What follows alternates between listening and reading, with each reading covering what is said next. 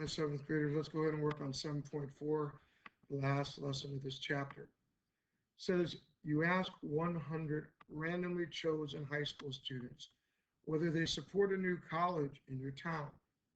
Determine whether your conclusion is valid. According to this, it says you got 85 people that are supporting it, 15 that don't support it. You conclude that 85% of high school students in your town support the new college. So they're saying determine whether this conclusion is valid. Well, 85 and 15 make, 100. So you could say that, couldn't we?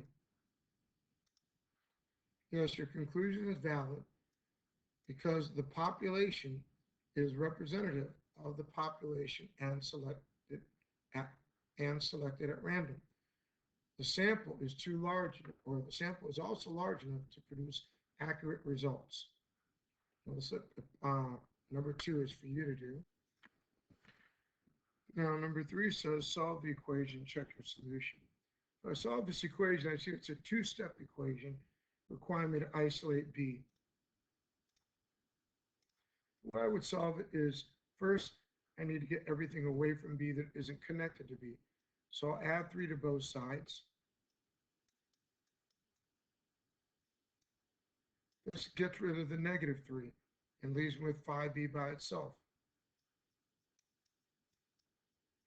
22 plus 3 is 25. Now I have 5B equals 25. To get 5 away from B, I'll divide 5 away. Whatever I divide from one side, I divide from the other. B is going to equal 5, because 25 divided by 5 is 5. So I anticipate number 3 is B equals 5.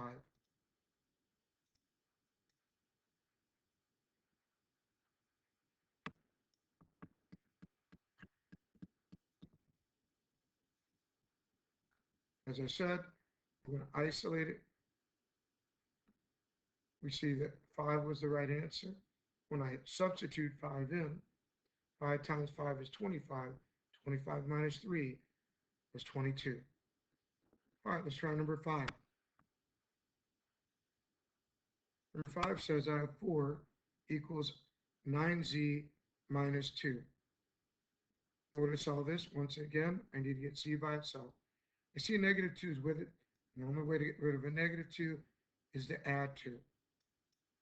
Whatever I do to one side of the equal sign, I do to the other. 2 minus 2 is 0, so I don't put anything down. I'm stuck with 9z. 4 plus 2 is 6.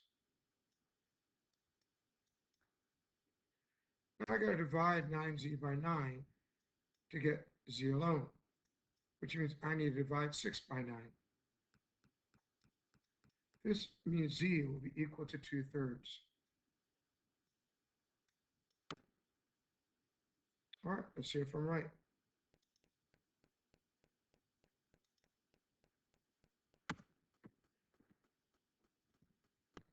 Z is equal to 2/3. I can plug 2/3 into C. 9 times 2 is 18. 18 divided by 3 is 6. 6 minus 2 is 4. This works out. All right. Number 4 was for you to do, just as number 6 is. I'll be doing number 7. What can you conclude from the double box plot and whiskers? Well, I can conclude that non-teachers spend more time on recreation each week than teachers. Remember, this was comparing teachers to non-teachers. They compared the number of hours.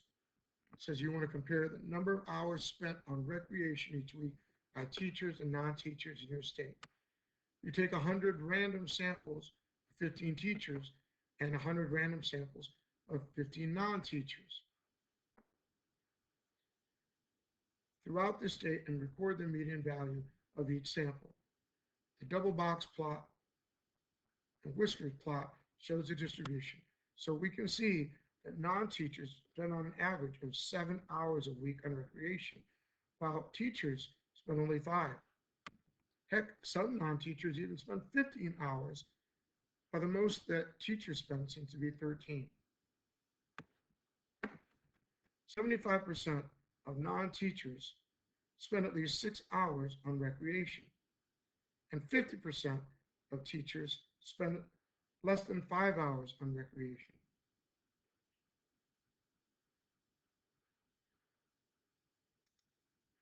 Number 8 is for you to do. Number 9, the two data sets contain an equal number of values. The double box and whiskers plot represents the values in each data set. Data set A is shown here, data set B is shown here. Which data set is more likely to contain a value of 1.1? Well, data set A, because the median is 1.1.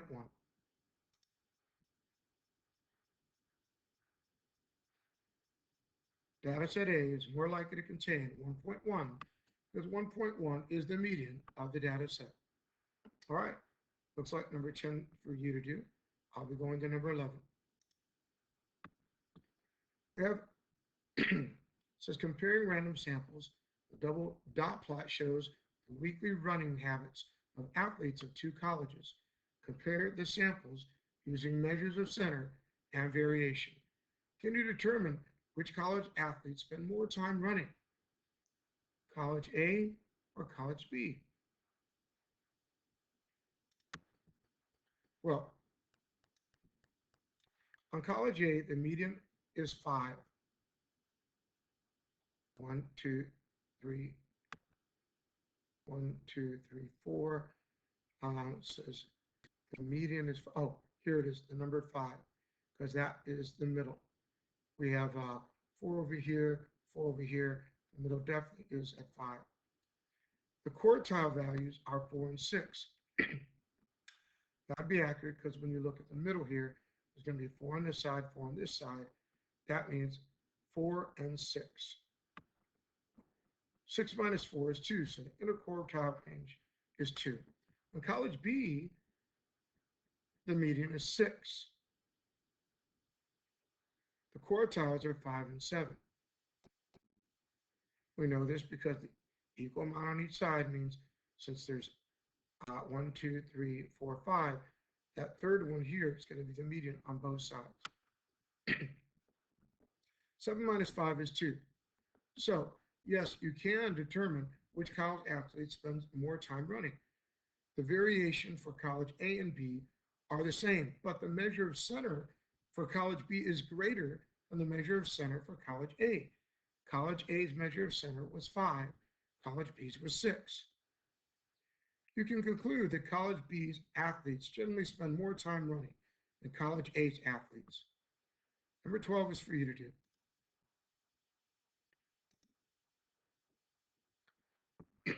Here at number 13. Using multiple random samples, take 2 lakes, each containing about 2,000 fish. The double box and whiskers plot shows the median of 50 random samples of 14 fish links from each lake. Can you determine which lake contains a larger fish? Well, in Lake A, we see the average fish is about 8 inches. In Lake B, the average fish is only 5 inches. So, can I determine which lake contains the larger fish? Yes, Lake A. Lake A has a median of 8. Quartile ranges are 7 and 9. 9 minus 7 is 2, so the interquartile range is 2. Lake B has a median of 5. Interquartile ranges are 6 and 4. 6 minus 4 is 2. Once again, interquartile range is the same, but the median for Lake A is 3 inches larger.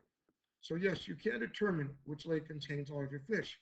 The variation for Lake A and B are the same, but the measure of center for Lake A is greater than the measure of center for Lake B. You can conclude that Lake A generally has longer fish than Lake B. 14 is for you to do. 15 says a farmer grows 2 types of corn seedlings. There are 1,000 seedlings of each type. Double box plots and whiskers. Plots represent the median growth of 50 random samples of 70 corn seedlings of each type. Compare the growth of each type of corn seedling. Justify your result. Well, type A, we see that the median is 3.5. But type B, we see the median is 6.5. I can also see that the range, interquartile range for type B is 7 minus 5, which is 2. While in type A, it's 4 minus 3, which is 1. So type A has less variation, but type B, we can see the median is much higher. Type A, the median is 3.5, the interquartile range is 1. Type B, the median is 6.5, the interquartile range is 2. The measure of center and variation for type B are greater than type A. You can conclude that growth of the type B corn seedlings are larger and vary by more than the type A corn seedlings. All right, let's head out to number 17. You have number 16 to do. Number 17. Oh, this is a big one. Let's start over here. It says you want to compare the number of words per sentence in a sports magazine to the number of words per second in the political magazine. The data represents random samples of the number of words in 10 sentences from each magazine. Compare the samples using measure of center and variation. Can you use the data to make a valid comparison about the magazines? Explain. Sports magazine has these numbers, and political magazine has these numbers. Remember, you're comparing the words per sentence in each of these magazines. So the words per second are listed here in the sports magazine. Words per second are listed here in the political magazine. Now it says, can you conclude the data to make a valid comparison? First, I'm going to put these in order, no doubt. And I see that the same size is small, and the variation is too great to conclude that the number of words per sentence is about the same.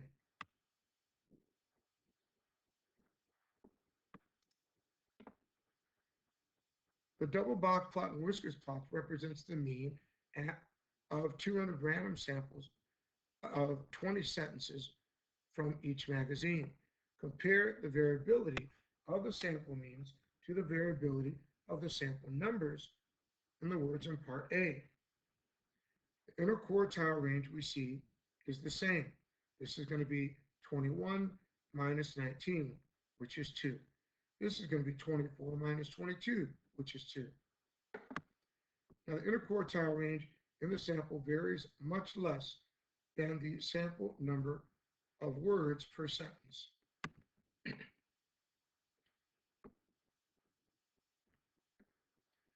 When I say this, we see that we have 23 minus 16. This is a difference of, let's see, 16, 7. And over here, 18 to 26. Well, that's a difference of 8. So the interquartile range samples varies a little less than the sample number of words per minute. The words per minute would be the range, right? And we see, oh no, I'm sorry, they're talking about the words per minute up here. This varies much less than up here, because over here, I guess we should put these numbers out here. Give me a second so I can put them up here without wasting a lot of time. All right, I wanted to go ahead and put them at least in order so I don't waste a lot of your time. Let's go ahead and see what the quartile range would be over here. Let's see what we've got. First, we got to find the median. We know since there's 10 of them, middle number is 5. 1, 2, 3, 4, 5, which means the median's right here. 1, 2, 3, 4, 5 over here. The middle of 19 and 20 is, or 21 is 20. And so since there's 5 on each side, the middle number has to be, for quartile 1, it would have to be 14.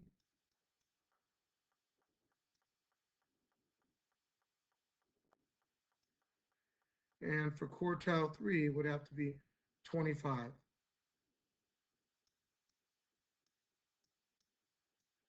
And 25 minus 14, that's going to be 11. So the interquartile range here is 11. Let's look over here. Again, we have to see that there's 10 numbers. So 1, 2, 3, 4, 5. The middle's here. We don't even really need to find the median because we're looking for that interquartile range to explain. We see that we can go, the middle here is going to be 15. So that'll be quartile 1. And the middle one here would be 22. 22 minus 15, that's going to be, I believe, 7.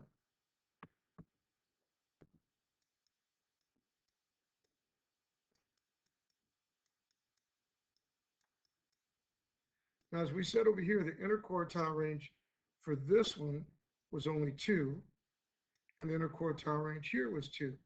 So you can see when they say the interquartile range in the samples varies much less, okay? In these samples over here, it varies much less than the samples of the word per minute. These were the words per minute, okay? So yes, 2 is much less than 11 and 7. All right.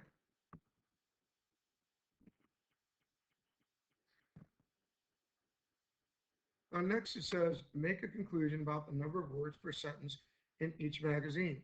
The number of words per sentence is generally greater in the political magazine than the sports one. Over here, you can see that the sports magazine, okay, generally greater in the political magazine than the sports. The median here was 20, but the median here was 18 and a half, okay, because in between 7 and 20 is only going to be about, 18 and a half. And over here, political magazine, the average was 23, and over here the average was 20. So the number of the words per second is generally greater in the political magazine than the sports magazine. All right, let's move on. You have number 18. I have number 19. Oh, it looks like there is no number 19. So that was all of it. I'll see you in class for grading. Have a great night.